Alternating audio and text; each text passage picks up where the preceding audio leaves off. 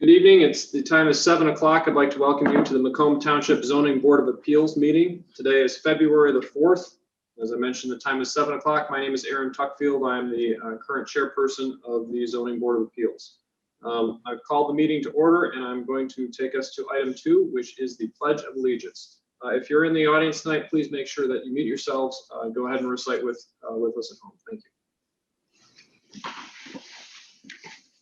I pledge allegiance to the flag of the United States of America and to the republic for which it stands, one nation, under God, indivisible, with liberty and justice for all.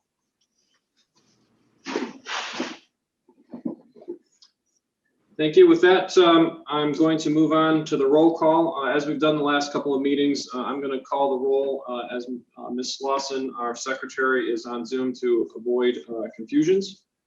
So I'm going to continue to do that this evening.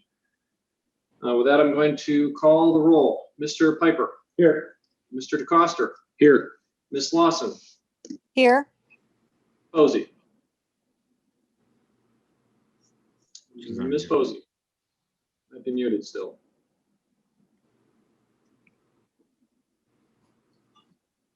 Christy, can you hear us? We've done a comms check earlier and we had her, so we might be having some technical difficulties. We're going to call the roll call absent for Ms. Posey for the moment. I'm assuming she's having technical difficulties. We still are maintaining a quorum, so we should be okay for the moment. Oh, I think she's unmuted. Christy, can you hear us? Yes, sorry, Aaron. I just wanted to let you know before the roll call, each member should indicate that they are remote and that they're from Macomb Township, the state of Michigan, and county of Macomb while you call the roll. Should we redo the roll call and have each person say that? Yes, please. Okay, and you want them to say that they are remote and they are from Macomb, county of Macomb? Yep, they're in Macomb Township, county of Macomb, state of Michigan. All right, very good. Mr. Piper. Yes, I'm here from Macomb Township in the county of Macomb. Mr. DeCoster. Present, Macomb Township, county of Macomb, state of Michigan. Aaron Tuckfield, I'm present. I am operating remote, Township of Macomb, county of Macomb. Ms. Lawson. Yes, operating remote, resident of Macomb Township, Macomb County, Michigan. Ms. Posey. I'm remote from Macomb Township, Macomb County, state of Michigan. All right, very good. All members are present, and with that, I'm going to have township staff introduce themselves. Mr. Box, could you lead that off for us? Yes, Josh Box, planning director here at Macomb Township. Very good. And Mr. Aloya? Yes, Benjamin Aloya, township attorney, present from Mount Clemens, Michigan. Very good. Thank you, Mr. Box. Thank you, Mr. Aloya. All right, with that, we've completed item 3. We're going to move on to item 4, which is the approval of agenda items. Please note at this time, all of the items on the agenda, if necessary, have been paid for and all the property notices have been mailed. Do we have any discussion or motions on the approval of the agenda? Member Piper, I move to accept the agenda as presented. Motion by member Piper. Is there support? Support by Slauson. Motion by Mr. Piper, support by Ms. Lawson. I'm going to call the roll. Ms. Posey, do we have to say the same thing there, or is that something we would limit to roll call? Limit to roll call. Okay, very good. Before I call the roll, is there any discussion on that motion? Hearing none, I'm going to proceed with the roll call. Mr. Piper. Yes. Ms. Lawson. Yes. Mr. DeCoster. Yes. Ms. Posey. Yes. Tuckfield votes yes. That motion is approved and the agenda has been adopted for this evening. That takes us to item 5. This is the approval of the previous meeting minutes. That will be for the meeting held on December the 3rd, 2020. Is there any discussion on this item? Mr. Chairman, I just have one. Mr. DeCoster has something. Is that Ms. Lawson had a comment? No, it was not I. Okay. Ms. Posey, do you have a comment as well? No, that's okay. Must have heard some stray audio. Go ahead, Mr. DeCoster. Okay, I just have one, just a quick typo. It is on, what you said, I think it's page 6 of our packet.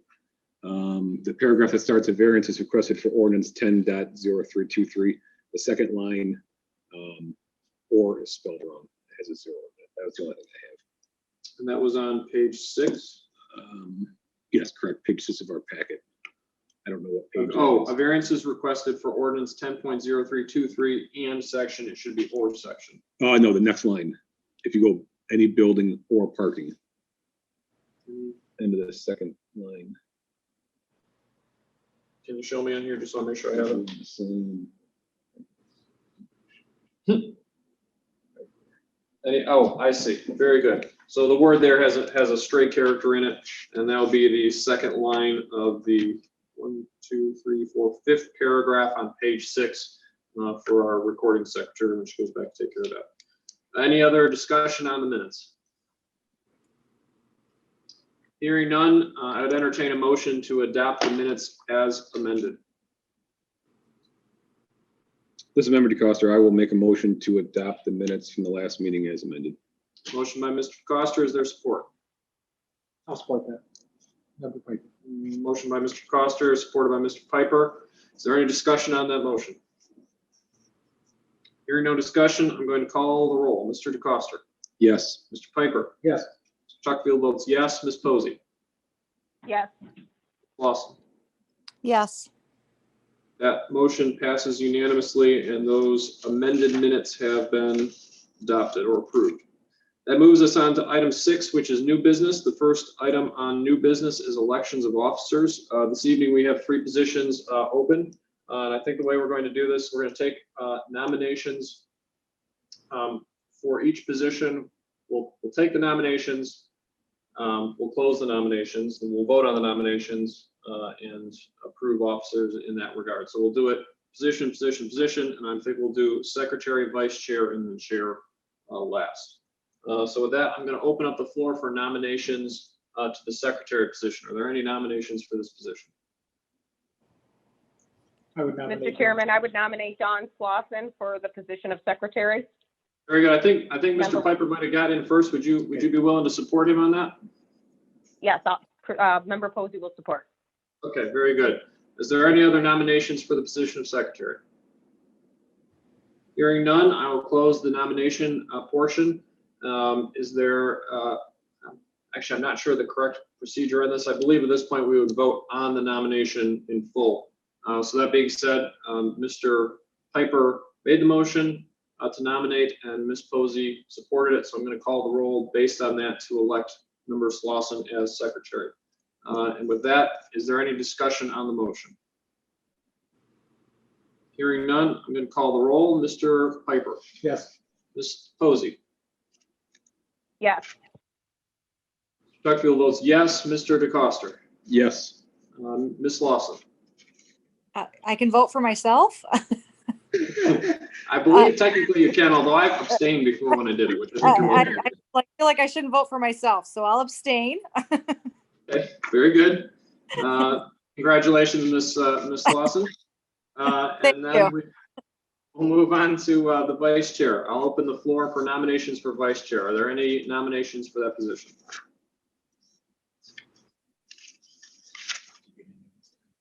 Member Posey will nominate Member DeCoster as vice chair. There's a nomination by Ms. Posey. Is there any support? I'll support that. Support by Member Slauson. Okay. Supported by Ms. Lawson. Is there any other nominations? Hearing none, I'll close the floor and bring this to a vote. The motion was by Ms. Posey, supported by, was it Ms. Posey? Or was it Mr. Piper? Posey made the motion. Mr. Piper supported it. Well, support it. Man, I'm having short-term memory loss here. Ms. Posey motioned, Ms. Lawson supported it. Is there any discussion on the motion? Hearing none, I'm going to call the roll. Ms. Posey, Yes. Ms. Lawson, Yes. Piper, Yes. Mr. Tuckfield votes yes. Mr. DeCoster. I will abstain as well for voting for myself. All right, very good. Hopefully I got through that motion. I went through. With that, I'll open up nominations for the position of chair. Are there any nominations for that position? This is Member Slauson. I would like to vote for Mr. Tuckfield. Motion by Ms. Lawson. Is there support? I'll support that. Member DeCosta. I should say nomination, Ms. Lawson. Supported by Mr. DeCosta. Is there any other nominations for the position? Hearing none, I'm going to close the nomination portion. The motion was by Ms. Lawson, supported by Mr. DeCosta. Is there any discussion? Hearing no discussion, I'm going to bring it to the vote. Ms. Lawson. Yes. Costa. Yes. Ms. Posey. Yes. Piper. Yes. Mr. Tuckfield abstains, and I appreciate the confidence and the fact that maybe nobody else wants to do it. All right, let's move on to item 6B. That will be a variance request from the zoning ordinance, section 10.0704 A3D. Permit parcel is 0805301-009, and the petitioner is Diverse Real Estate LLC. Mr. Box, could you take us through the township's review on this, please? Yes, so this is for Wolverine Country Club Estates 2, the 281 unit single-family site condo development has been proposed. They will have public roads as well as connect their water and sanitary into the township's infrastructure. This is located north of 25 Mile and east of Romeo Plank. I think most of you are familiar with the Wolverine location. Overall, there are a number of subdivisions in there, and this would be adjacent to the existing ones. In question tonight are units 4 and 5. The petitioner is seeking a variance for lots that are they exceed the 3-to-1 ratio, which is required for these residential lots. Internally, all of our departments have reviewed this and are generally in support of this variance being granted. I will note that in the letter that was in your packet, they discussed their explanation of difficulty that were they to meet the 3-to-1, a lot of this area would then become common area for the association. It would be difficult to get to and add significant cost in the weeding and mowing, as well as additional insurance coverage for the association and the future owners in the community. As I mentioned, the township departments have looked at this and are generally in favor. Our one concern is with regards to accessory structures allowed on sites. They are based on the size of the parcel itself. Typically, these residential units would be allowed 150 square foot accessory structure. Given that these 2 units are so large, they would actually be allowed 900 square foot accessory structures. And we would be a little concerned with what that might look like in the backyard of a subdivision. Otherwise, we're in favor of this. Very good. Thank you, Mr. Box. Is there any questions from the board for Mr. Box? Would we be allowed to put a restriction on the accessory structure? Consideration of this? I mean, I'll let Ben answer that, but I do believe so. Yes, if you grant the variance, you can add conditions to that variance if you desire. It's in the board's discretion. Thank you. Thank you, Mr. Piper. Is there any other questions for Mr. Box or Mr. Ouellette? Hearing none, we'll move on to the petitioner, Ms. Thomas. If you could state your name and address for the record. Give any comments you might have. You did indicate before the meeting you might have a presentation. Feel free to share your screen. I don't know if we have to turn anything on for you, but go ahead and give a presentation if you have one. Yep, I'll be able to do that. I will. First of all, I'm Jennifer Thomas. Thank you for having me tonight. Our office is located at 13001 23 Mile Road, Suite 200, Shelby Township. And the zip code is 48315.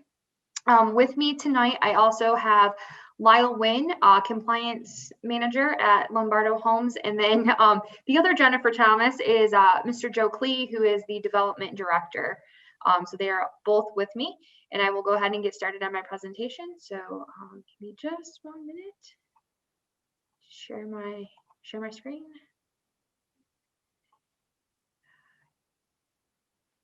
Okay. All right, so tonight, as mentioned, we are presenting on Wolverine Country Club Estates Phase 2. Just quick, we did the introductions, our various requests, and then if you have any additional questions to the one already presented. Again, this is all of our contact information. So Jennifer Thomas, Lyle Wynn, and Mr. Joe Clee. This is a quick overview of the Wolverine Country Club Estates location. So we have the existing Wolverine Country Club and the estates, and then this is phase 2, which would be located in the yellow highlighted areas. The 2 lots that we're going to be speaking of are lots 4 and 5. You can see here highlighted in yellow. They are adjacent to 2 existing out parcels on the western property line, and then abutted by an existing consumer's right-of-way easement. Just a little closer picture of these 2 lots. So the current ordinance is 3 to 1. These actually calculate out to roughly 3.9 to 1. Again, as stated in the packet, the reason we're requesting the variance is just due to the landlocked situation that we would have if we followed the 3 to 1, leaving an area open back here that would be not able to be accessed. Again, we are abutted by 2 existing out parcels, the consumer's right of way, and then also not shown on this slide, but there is some existing floodplain that falls in the back of these lots that we would not be impacting. And then if there are any additional questions for us, and I do believe too that if we are granted the variance, we would be open to the restrictions that you guys may ask of us, and we can also potentially write those into our deed, our master deed and bylaws for those 2 lots. Very good. Thank you, Ms. Thomas. Is there any questions for the petitioner from the board?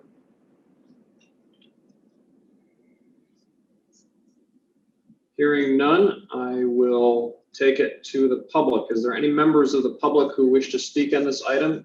If you do, please raise your hand digitally by hitting *9 if you're on a phone, or by hitting the hand button on the app if you are on your computer or iPad. If you do wish to speak and you raise your hand, we'll watch for it. We'll allow you to speak, and just remember to please state your name and address for the record, and that our comments are restricted to 3 minutes per person.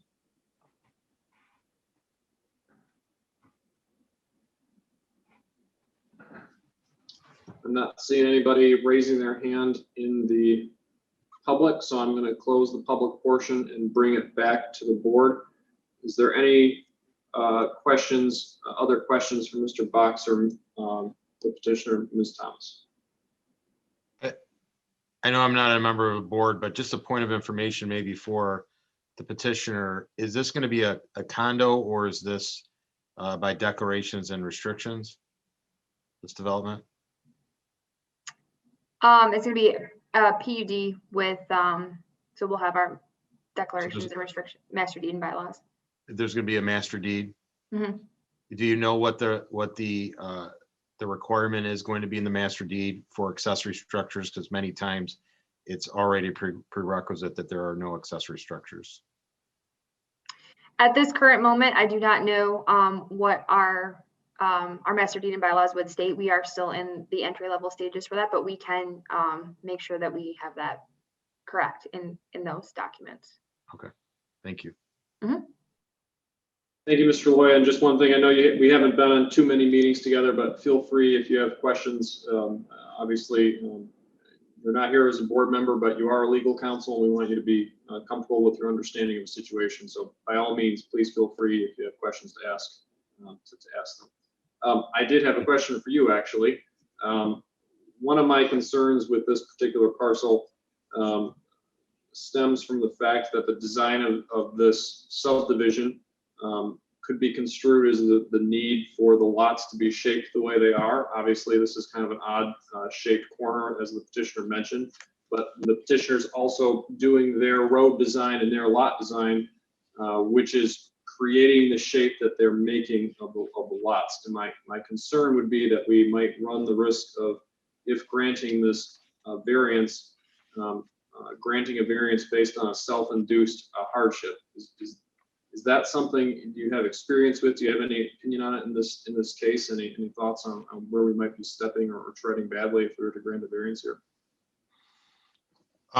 Well, when you look at a variance and whether there's a hardship, I think you have to look at every individual situation. and the characteristics of this particular lot. And as a board, it's your discretion to weigh those and determine whether or not they're the hardship that has been claimed by the petitioner is sufficient. And so it's really up to the board to look at that. They've pointed out some unique circumstances in this particular lot, including the road location and the existing consumer's easement, which based on this design and some other features of the development, it could qualify as a hardship if the board so desires and believes that it is true and accurate. Well, so if I could, what you're saying is they're not simply relying on the fact that they designed the subdivision this way. They are pointing to other unique characteristics of the property. I think what they're pointing to, and maybe Mr. Box can clarify this, is they're saying that based on the design standards of the subdivision, they're left with these odd lengths of these two units, and the practical difficulty is what to do with these lots, that if they shortened them, then they'd have these common areas in the back which were landlocked and they couldn't access because of the consumer's easement.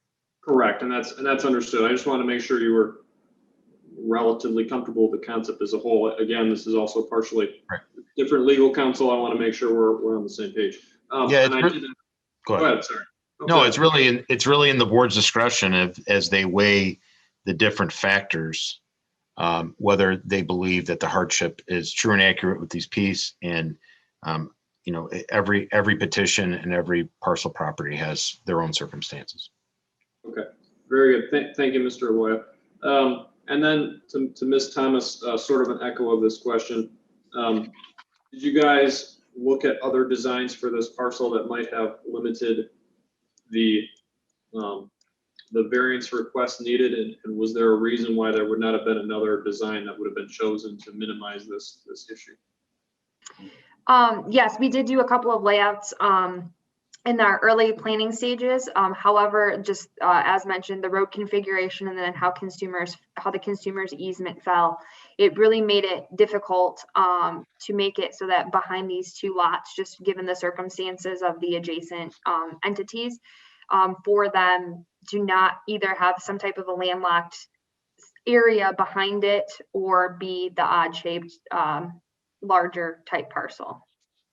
When you say landlocked, obviously there's some areas behind the houses to the east and south where the retention basin is, that I believe there would be some common areas that would need to be maintained. The difficulty or the difference between those areas and the back portions of this lot, would that be the corridor that you're not able to go across it to maintain them, or what would the difference would that be? Yes, so actually I can pull that slide back up for reference if you would like, so that everyone knows what we're speaking of here. So to that point, we do have in that area where you're speaking of, right back here in this green highlighted area, there is right through here where my cursor is at, that is a storm easement. And so that easement is utilized for the storm maintenance route, and also is utilized for cutting the grass within this area. As far as coming across the consumer's easement, this is, realistically, we can't cross that easement. They have, their property line there, so that we wouldn't be able to run a mower or anything through that to get over to this area here. And then the grade difficulties with the existing conditions of that easement and how consumers has it maintained. You had mentioned that there was floodplain in the back of those parcels. Is that something that would need to be maintained? I know when I drove past it was difficult for me to see exactly where that area would be. The land is a little bit uneven, and I normally would walk these things, but the weather was not very conducive to it when I went. Does it need to be maintained back there? No, it does not. It does not need to be maintained. It is just the existing floodplain, which again is part of the reason why the difficulty coming through this consumer's easement, because they do have heavily floodplain through here. What that would do, and the reason that I mentioned it is there was the concern about the larger sheds potential, and then just what the out parcels might look like on, if someone built something behind their home here. Given that there is a little bit of floodplain, that would be something that they would have to show in their application when they were putting in an accessory structure. So that would also limit the size of what one of these individuals could place on their structure. So you're saying because of the floodplain, they would have a much more difficult time building a larger than typical accessory structure because there's less buildable area on the lot than would appear by the square footage. Is that accurate? Yes. Yep. So in reality, it looks like they're larger. And I apologize, I should have shown the floodplain on this. But that comes across through here. So it does push those buildable envelopes and down to the normal size lot. Well, you guys can see that. Yeah, it's in the packet. In your packet, this sheet that. I do see it on You can see the. the floodplain. Yep. Mhm. In there, and on that same sheet, you can actually see between unit 24. I'd seen the and access 234, drive you there. can see the access strip as well. Yep. Off of Tiger Drive, just on the other side of that one phase line. I guess then my only other question would be, and let me just clarify over these questions. I don't know that I see a problem necessarily with the request. I think we talked about this briefly at the Planning Commission. I want to make sure our I's are dotted and our T's are crossed here. You had mentioned that you would not want to have an outlot that was not maintainable, but it's principally floodplain. Had you considered leaving the portion off of it that was floodplain that would not be maintained? It would not need anything done with it to make the lot compatible? Was there a reason that you did not want to go that route? That is a great question. And going back to what Mr. Box mentioned at the beginning about just when you have common areas, insurance purposes, and adding those common areas to the subdivision HOA and just what they would have to hold on, additional common areas. And so for these two particular lots, we felt we looked at all those options, and then we felt the best route would be to just go for the variance and have it included into these two parcels. I'd like to add one point of clarification. Go ahead, Mr. Reynolds, though, if you could, please identify yourself for the record. Sure, Lyle Wynn with the Lombardo Homes. Go ahead, Mr. Wynn. Yes, the other downside to leaving a small parcel of land back in that corner would be that essentially the rules to split property would not let you create that parcel behind those lots because it has no road frontage. No frontage. Yeah. And I know we've also talked about the consumer's power easement. It's really not an easement. It's really property that is owned by fee title by consumers. So it's not an easement across our property. It's really their property entirely. So if I'm understanding, you're separating from an easement where there's a parcel and someone has access to that parcel and rights to it, where this is actually land owned by them and not an overlay onto another parcel. That's correct. Very good. Thank you, Mr. Wynn. I appreciate the comments. I think that's everything that I had. Is there anyone else who had any questions for the petitioner or for staff on this issue? Hearing none, I'm going to bring it forward for motions. I would remind the board that if it's the board's pleasure to advance a variance approval on this, to recall Mr. Box's comments on adding restrictions on accessory building size. I'm not sure what the appropriate language would be for that, but please keep that in mind if you want to make a motion to approve this variance. With that, I will entertain motions on this issue. Can I just ask one question? Go ahead, Mr. Costa. With regards to the accessory structure, in your opinion, should we phrase it equal to the largest one allowed in that subdivision? What it would be should we maximize it as 150 feet? That's what I would suggest, and Ben might comment on that too, but I would suggest something not larger than 150 feet. I wouldn't suggest saying they're allowed 150 foot accessory structure because, as she mentioned, they haven't done their master deed yet. They may not allow any accessory structures within development. So I would suggest a maximum dimension.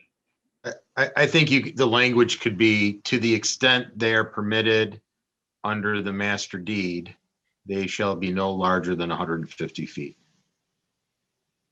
Because that will give them the out to say in their master deed that they're not going to allow accessory structures, and someone can't rely on this variance to say, well, wait a minute, the board allowed 150-foot structure. So it would say to the extent allowed under the master deed, or to the extent permitted under the master deed, it shall be no larger than 150 feet. Because I'm gonna guess that given most master deeds that there won't be any independent accessory structures allowed, but I'm not sure. We do consider sheds accessory structures, and I know we have a considerable number of subdivisions that have those within the township. But well, Mr. Box, just so I know, do you know what we would typically allow on a 1/3 to a 1/2 acre parcel in R1 for an accessory structure?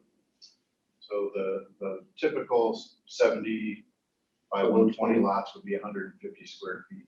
If you're talking about a 1/3 to a 1/2 acre, is more in the range of 400 square feet. And then these lots are actually large enough that they fall into the 900 square foot category. Okay. The only comment that I would have for the board, and I'm unlikely to make the motion tonight, is that it might be worthwhile if we choose to grant the variance to perhaps give some consideration to the size, and if not 900 feet, which seems excessive, maybe something larger than what would typically go on a 60 or 70 by 120, because this is a very large parcel. So that'll be my only comments on that. And again, I'll bring it back to board for any further questions or motions. Can I have one more question of petitioner? Go ahead. What is do you know the average size lot in this proposed development?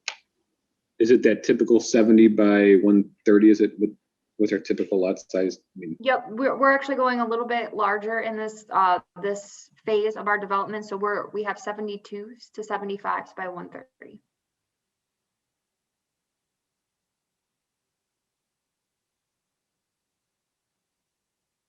would that typically give you about a 150, you think? Okay. So I can make a motion, Mr. Costa? I'm gonna try.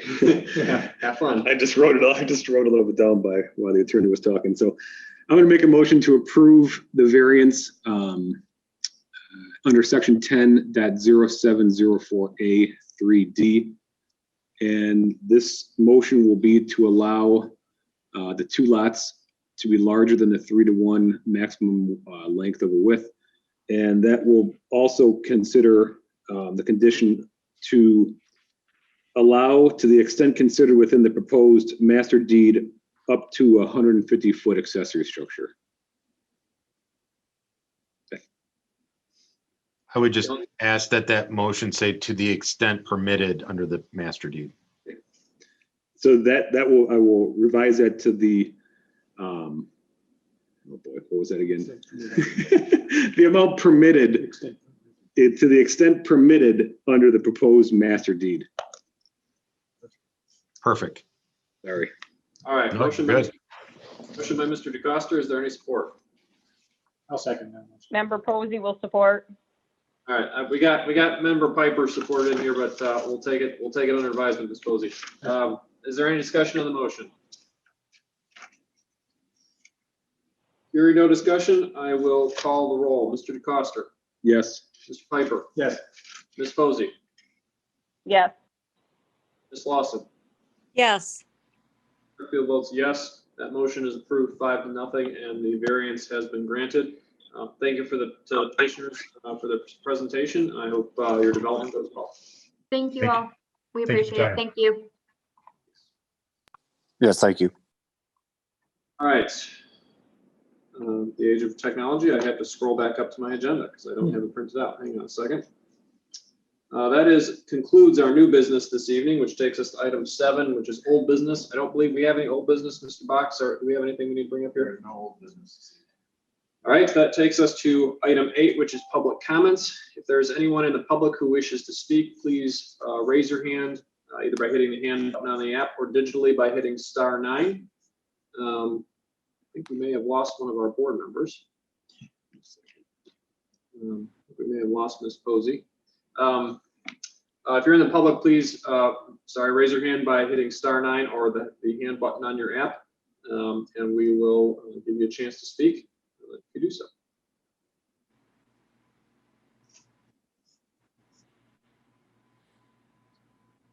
Seeing none, I'm going to close the public comments portion and move on to item 9, which is ZBA member comments. Are there any comments by any of the members this evening? Just that it's nice to be back here, at least. It'd be nice if we had the audience present as well, but it's nice to see everybody in person. One step at a time. I have a feeling we'll have people back soon enough. Anything, Mr. Costa, this evening? All set, thank you. Ms. Lawson, anything for you this evening? Thank you for the vote to be secretary again. I appreciate it. We appreciate you taking the job. I think you've been secretary longer than I've been here, and I've been here for a while, so. For a while. I believe Miss Posey is dropped off. I think she dropped off after we voted, but before we got to the next motion. I'm not sure what the appropriate step will be for that, but we had concluded our vote. I did have a couple of comments tonight. First comment would be thank you for re-electing me as chairman. I appreciate it. I know I've said this to everybody, but I'll say it again. If anybody wants the position, I'm happy to do it, but I'm also happy to share it around and give everybody the opportunity. I talked to Mr. DeCoster a little bit. I appreciate him joining as vice chair.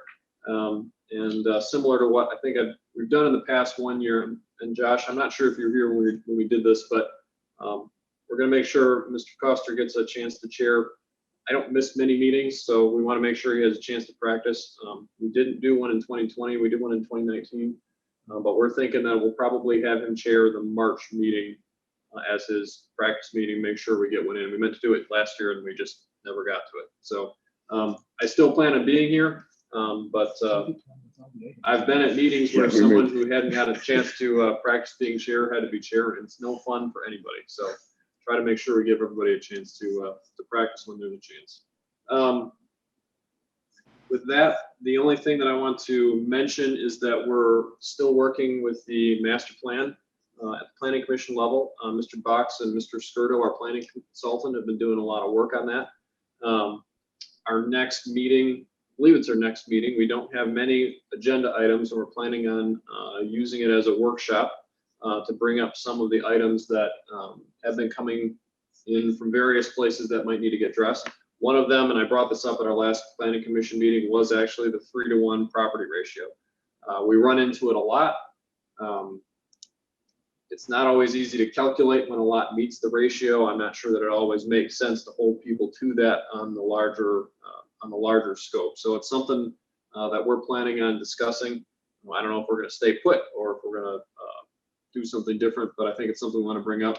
And I would just encourage you, if you guys have anything that we've run across that seems like it needs to be addressed, feel free to let me know, let Josh know, let Michael Hardy know from the Planning Commission. One thing that I've always heard and seems to make sense is that if we start seeing things too often at ZBA, we need to address it in the ordinance or look at addressing it in the ordinance. So something that's coming up. And then as an overall thing with the master plan, they've been working very hard at it. And I think we're going to have some things that are going to be making the rounds in our meetings and for review starting relatively shortly with where the master plan is going as a document. We've done listening sessions, we've done workshops, and we're starting to move into kind of the nuts and bolts of putting things together. Dave and Josh have been working hard on it, and the Planning Commission is probably close to joining in on that action as well. So that's all I have for that tonight. Just want to thank Mr. Box for helping us through this, Mr. Loya for being here and helping us through it as well. Glad to have you. And that's all my comments on that for this evening, which moves us on to item 10, Planning Director's comments. Mr. Box, do you have anything for us? The other thing I have this evening is what I had mentioned in the email when I sent out your packets, that we're going to be working on getting some township emails for all of you. Aaron, you already have one, and Posey already has one as well. So a few other board members should be getting a township email very shortly. And once those are established, your packets will come through those. We're trying to do away with personal emails. So all township business is done through township And one thing, Josh, I want to mention with that, and I've been noticing it, I think it's will be less of a problem with ZBA, although we still have it. Finding some way, I know you guys know this is a problem, with the higher resolution prints, just been having a hard time. We go to zoom in on them and the smaller lettering just becomes illegible, so. Well, and I'm hopeful that township emails will solve a lot of that. Some of the problems with zooming in is because these are large files. When we compress them into the packets, personal emails sometimes bounce them back. They're too big, we can't send them. So we compress them further, which then makes them blurry when you try to zoom in on them. Township email should allow you to have much larger files emailed to you. Okay, very good. Okay, All right. Mr. Chairman, this is Member Slauson. Regarding the email that we set up, how will we know when we have an email to access? I mean, how do we go about knowing that that's going to happen or when it happens? Sure, I will definitely reach out to you and let you know that it is set up for you, and we will work with our IT department to get you access to check that. Okay, will that be via our personal email or a phone call? Just so I know kind of how to look out for when that might happen, as far as your contact with us. That will be sent to your personal email to let you know that your township email is set up, and from that point on, then we'll work with you. I have all your phone numbers as well. But Perfect. Okay, great. Thank you very much. Might have Miss Posey back in line. I just want to double check. Christy, are you one of the phone numbers that just added? If you are, can you please hit *9 so you can raise your hand? Is she one of them? Oh, there she is. Yep. Yeah. Okay. You want to? should be Oh, I can't promote her. You have to promote her. up to. Oh, and speak.